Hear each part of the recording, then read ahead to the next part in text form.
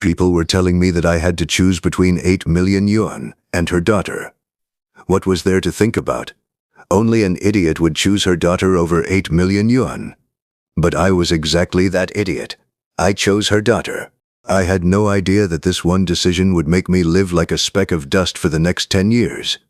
I desperately chased after Liu Ruyan's shadow, giving everything I had to pursue her. What I got in return was nothing but her coldness and contempt.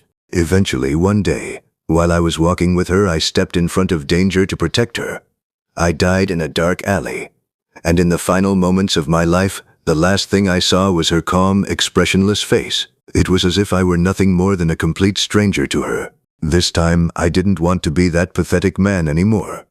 I calmly extended my hand and took the check. Then I looked up at my father. Under the pale moonlight, a brilliant smile spread across his face. There was even genuine gratitude in his eyes. "Thank you, Uncle."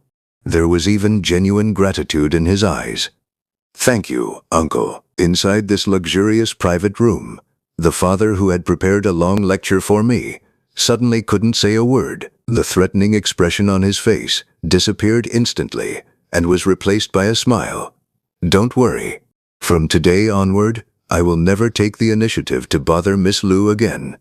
Even if I happen to see Miss Bai, I will know my place." My tone was completely calm.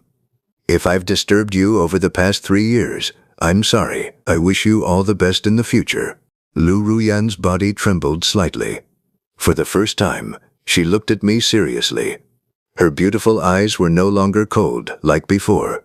Instead, they were filled with complicated emotions that she couldn't hide. But before she could say anything, I turned around and started walking away. Then I heard a voice behind me. "Fan Taxi, I thought you had some backbone.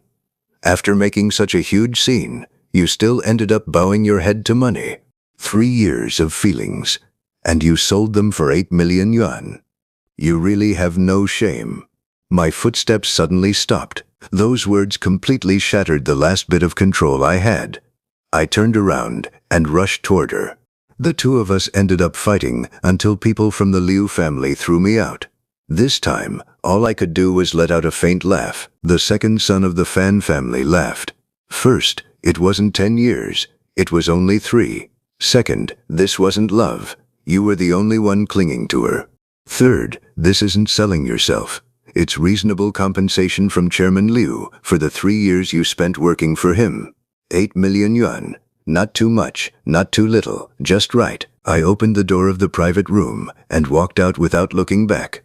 As soon as I stepped outside, the evening sunlight stabbed at my eyes. I pulled out the check.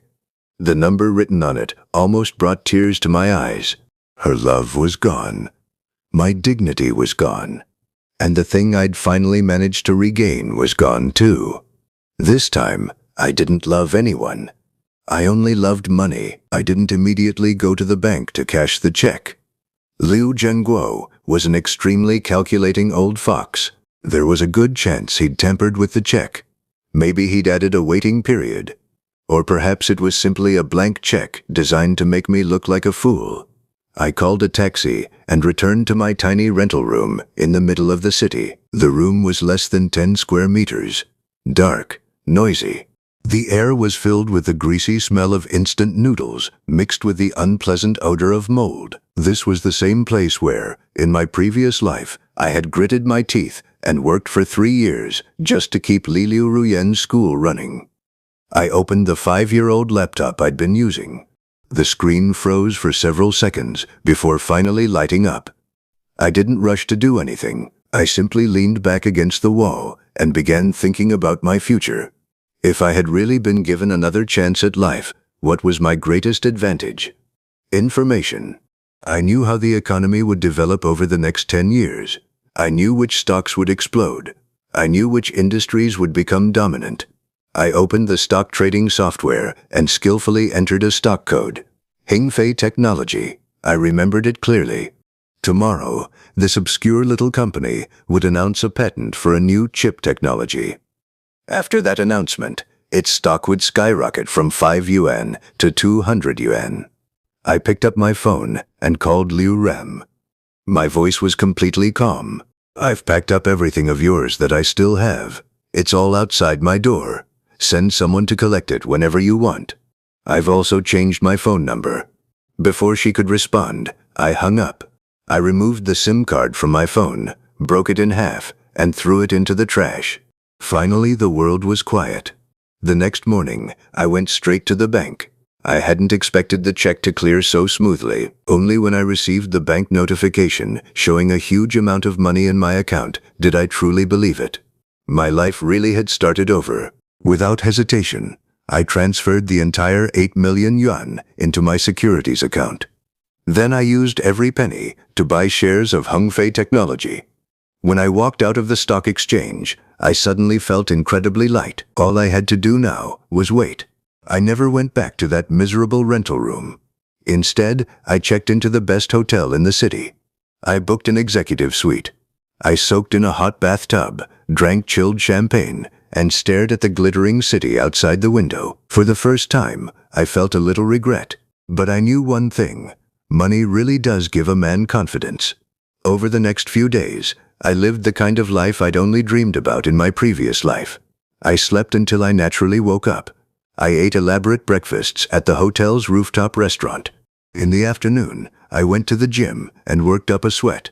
Sometimes I relaxed in the swimming pool. At night, I went out to experience Jiangcheng's nightlife. I threw away my cheap t-shirts and jeans. I bought several perfectly tailored, high-end suits. After all, the saying was true.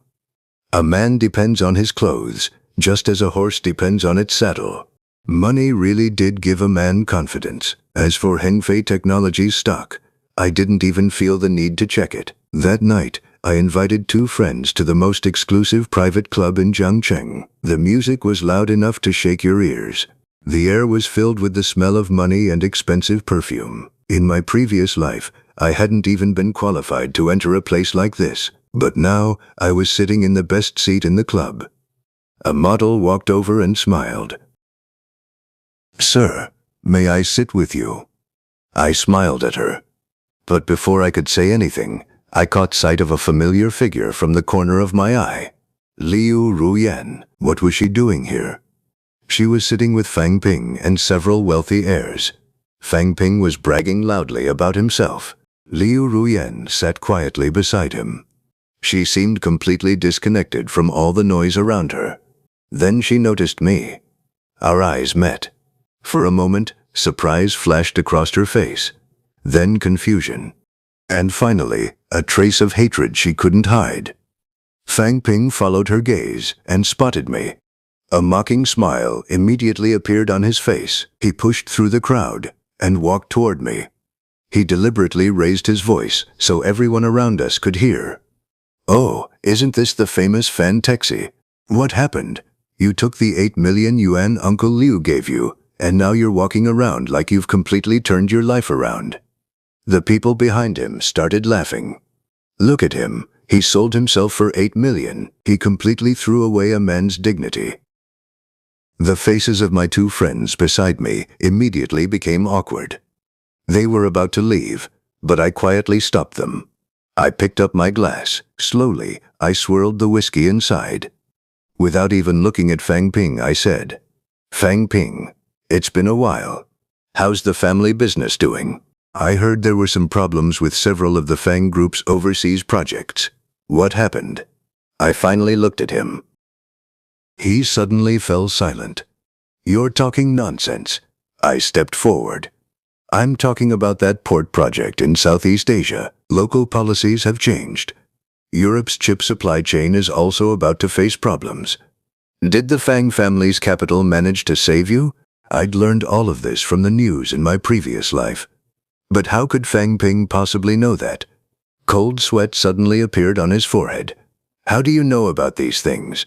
I placed my glass on the table. For the first time, I looked directly into his eyes. My voice was cold. "Mr. Fang, you think too highly of yourself. You don't know me at all." I stood up. I was half a head taller than him. Looking down at him, I said, "Control that disgusting attitude of yours, and stop making a fool of yourself in front of everyone every day."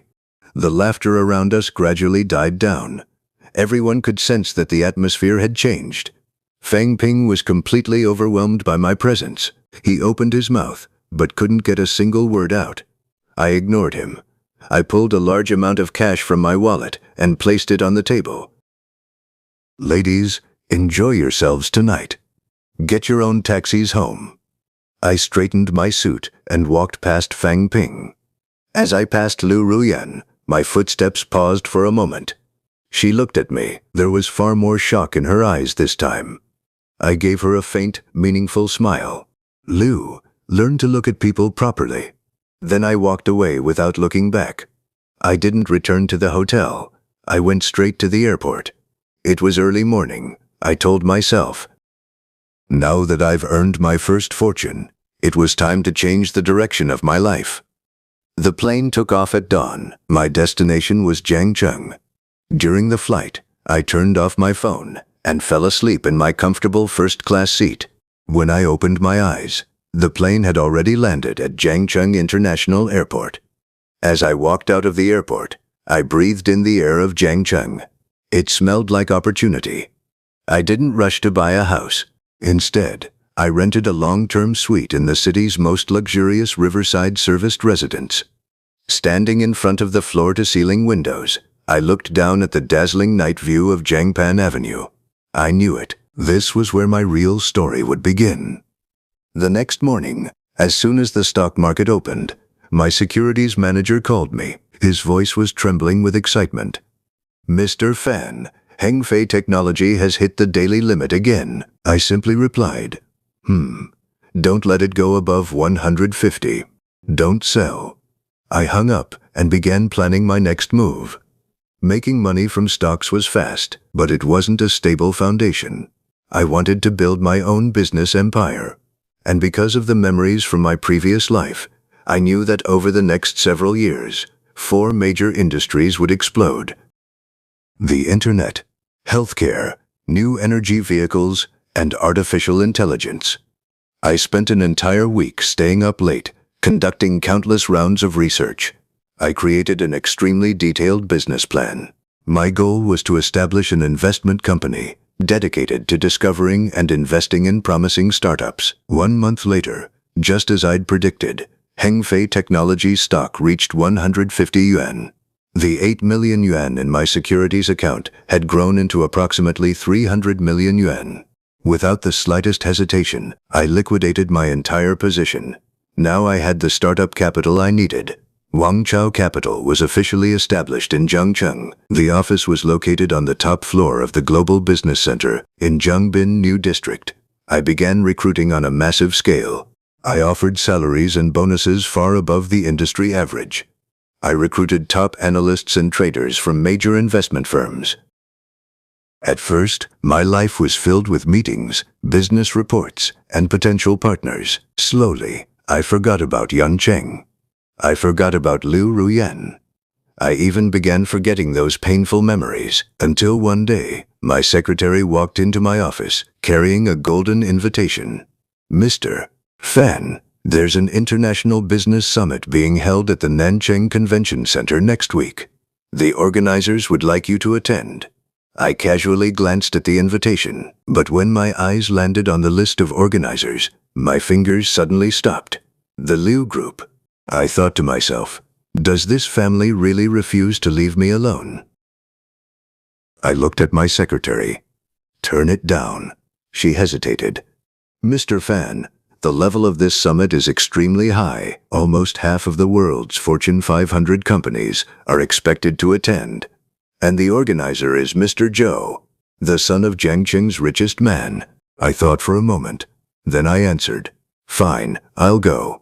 A week later, I boarded a flight to Nanchang. As soon as I landed, I headed straight to the convention center. But the moment I entered, Feng Ping came charging toward me. His eyes were bloodshot. He looked like a wild animal that had been pushed past its limit. Under the dazzling crystal lights, Feng Ping grabbed the collar of my suit. "Fan Kashin, what the hell have you done?"